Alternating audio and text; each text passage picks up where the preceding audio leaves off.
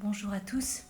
Donc, je vais plutôt lire ce que nous avons préparé, mais bien évidemment, Stéphane est à mes côtés depuis plus de 30 ans. Et donc, tous les deux, nous avons préparé ce texte ensemble. Donc, Stéphane et moi sommes heureux parents d'une fratrie dynamique et joyeuse.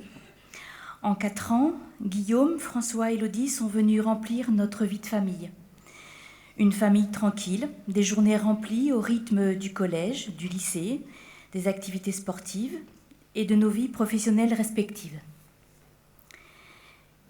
Et le soir de Noël 2011, notre vie a totalement basculé. Notre fille Élodie était opérée en urgence à l'hôpital sud de Rennes d'un adénocarcinome colique positionné sur la partie haute du côlon. Élodie avait fêté ses 13 ans un mois plus tôt. Le monde médical nous était totalement inconnu. Nous nous sommes retrouvés entourés de blouses blanches, de lumière néon, de bruits d'appareils très particuliers. Les termes protocole, diffuseur, casque froid, ordonnance, bilan sont devenus notre quotidien. Et puis se sont suivies des consultations très régulières à Rennes, un séjour à l'Institut Gustave Roussy pour une chimio spécifique de la dernière chance, les hospitalisations et les retours à la maison, et puis la dernière étape, le temps des soins palliatifs avec l'accompagnement de l'association La Brise et l'HAD de Saint-Malo. 3 ans, 1 mois et 27 jours plus tard, le cœur d'Élodie s'est arrêté de battre. Nous étions avec ses 2 frères autour d'elle. Élodie était à la maison et avec nous. C'était son souhait, son ultime demande respectée jusqu'au bout. Nous sommes devenus aidants dès les premiers jours. Face à un tel bouleversement familial, nous avons accompagné notre fille au jour le jour, nous adaptant en permanence. Notre expérience est singulière. Lorsque ce séisme arrive dans une famille, chacun fait ce qu'il peut. À la demande du docteur Texier, nous avons accepté de vous faire part, en toute simplicité, de notre ressenti de parents. Élodie souhaitait vivre ce temps de soins palliatifs à la maison. Nous y avons répondu. La maison a toujours été pour moi un vrai cocon où il fait bon s'y retrouver. Une maison confortable, chacun sa chambre, un grand jardin. Jusque-là, le monde médical ne venait que ponctuellement, selon les besoins de la prise en charge d'Élodie. Le 4 décembre, Élodie quittait l'hôpital et rentrait définitivement à la maison. Et nous ne savions pas du tout combien de temps ça allait durer. Notre quotidien a alors pris une toute autre image. De cette période, j'ai un sentiment très paradoxal. À la fois les bienfaits d'être soutenu moralement, d'être accompagné au jour le jour par de multiples conseils, d'avoir accès à tout le matériel nécessaire pour améliorer et soulager les journées d'Élodie. Mais en même temps, d'être envahi chaque jour et au fil du temps plusieurs fois par jour par des personnes non choisies. C'était une forme d'intrusion du monde médical dans notre chez-nous. Les professionnels intervenaient avec leurs compétences et leur personnalité. Avec certains, c'était des moments d'échange constructifs. Avec d'autres, c'était très impersonnel et totalement inadapté à la situation. Mon objectif premier était bien le soin maximal pour soulager Élodie. Alors, j'ai accepté de vivre ce paradoxe. Il m'a fallu trouver quelques outils pour dépasser ces moments très difficiles. Trouver un prétexte de sortie, faire quelques courses, aller dans le jardin ne serait-ce qu'un quart d'heure. Mais finalement, le meilleur moyen que j'ai trouvé, même si ça peut faire sourire, je prenais une douche, ce qui était un très bon outil pour couvrir mes pleurs et me permettre d'évacuer toute ma peine.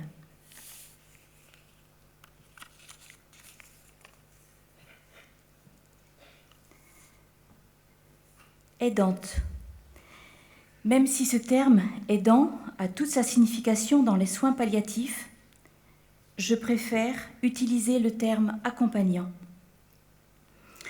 La première fois que j'ai rencontré Isabelle Le Tourneur de l'association La Brise, elle a utilisé les mots bien connus les soins palliatifs, ce n'est pas préparer la mort, mais accompagner dans la vie jusqu'au bout. C'était des termes assez difficiles à entendre pour moi, maman, mais ces mots ont tourné en boucle dans ma réflexion pendant plusieurs jours.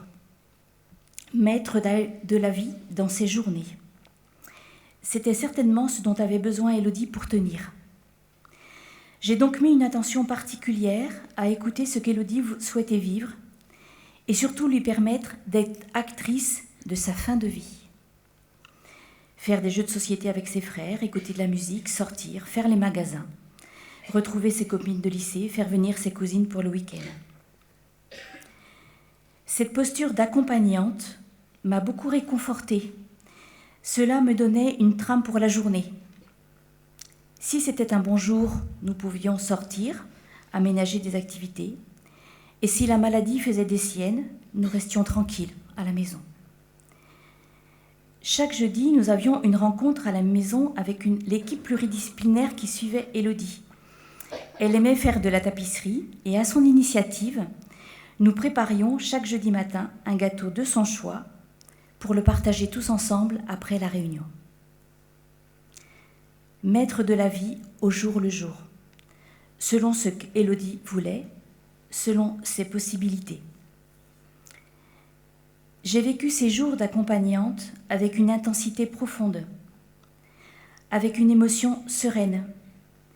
J'ai mémorisé de beaux moments, me disant qu'ils étaient ultimes. Et sans le savoir, cette posture m'a remplie de sa présence et m'a surtout préparée au temps de la séparation. Ces semaines de soins palliatifs, nous avons pu les vivre au quotidien auprès d'Élodie et de ses deux frères. Tous les deux, Stéphane et moi, nous voulions aussi continuer avant tout à être parents. Nous avons fait duo et nous nous sommes rendus disponibles et présents à la maison. Par ce choix, nous avons pu assurer les allers et retours de nos garçons à leurs activités et les suivre autant que possible dans leurs études, tenter de rester attentifs à leur quotidien. Chacun, à notre manière, nous avons vécu ce temps parental. Stéphane a été très sensible à l'écoute des pédiatres-oncologues dans un premier temps, mais puis des médecins, des infirmières de l'HAD qui ont toujours pris le temps d'expliquer les traitements possibles, l'évolution de la maladie, mais aussi nous donner les différents scénarios possibles de fin de vie qui pouvaient éventuellement arriver. Stéphane s'est senti très sécurisé par l'équipe médicale et par effet domino, il a pris une posture d'aidant actif. C'était sa façon à lui d'envelopper Élodie d'un amour sécurisant. Les derniers jours ont été particulièrement difficiles. Les symptômes se multipliaient. Bien que la souffrance était totalement maîtrisée par une magnifique prescription de la gestion de la douleur, Élodie était épuisée psychologiquement et les maux de fin de vie devenaient bien réels. Tous les deux, nous sommes passés d'aidants à aider. L'accompagnement de la brise, les prescriptions avisées du docteur Texier, le soutien de notre médecin traitant nous ont apporté un soutien apaisant. C'était les vacances scolaires, en février. Nos deux garçons étaient là, une maison cocon, pour nous préparer les uns les autres à dire au revoir. Et puis, il y a les jours d'après. Vivre la séparation est une nouvelle étape et nous devinions le long chemin qui nous attendait. Le jeudi qui a suivi le départ d'Élodie, je me suis surprise moi-même à préparer un gâteau, mais nous n'étions plus aidants. Après avoir vécu ensemble tant de moments riches en émotions, alors que je trouvais parfois si pesante la présence médicale, eh bien là, elle me manquait. Difficile de trouver la juste proximité. La brise est restée à notre côté plusieurs mois. Cela a été très aidant pour nous accompagner à avancer pas à pas. Cette période de notre vie date maintenant de 10 années. Et venir vous en faire part aujourd'hui a été très troublant. Nous en avons beaucoup discuté et nos mémoires personnelles et collectives se sont rouvertes. Ce que nous pouvons conclure, c'est que sans aucun doute, vivre cette expérience de parents, aidants, accompagnants, leur fille de 16 ans en soins palliatifs, a été néanmoins très riche humainement. Nos représentations de la maladie, de la mort, notre lecture de la vie a changé. Lorsque nous évoquons ensemble le départ d'Élodie, tous les deux nous avons le sentiment d'un accompagnement accompli, aimant, serein.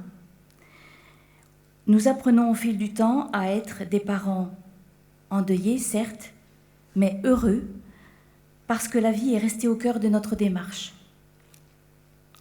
Nous pouvons écrire ces mots 10 ans après, parce que nous avons été des aidants soutenus. Et là, l'accompagnement en soins palliatifs prend tout son sens.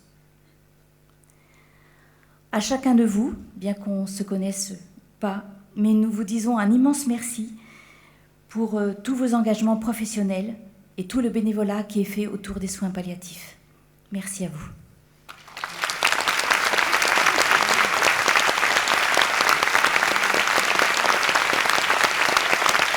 Merci beaucoup.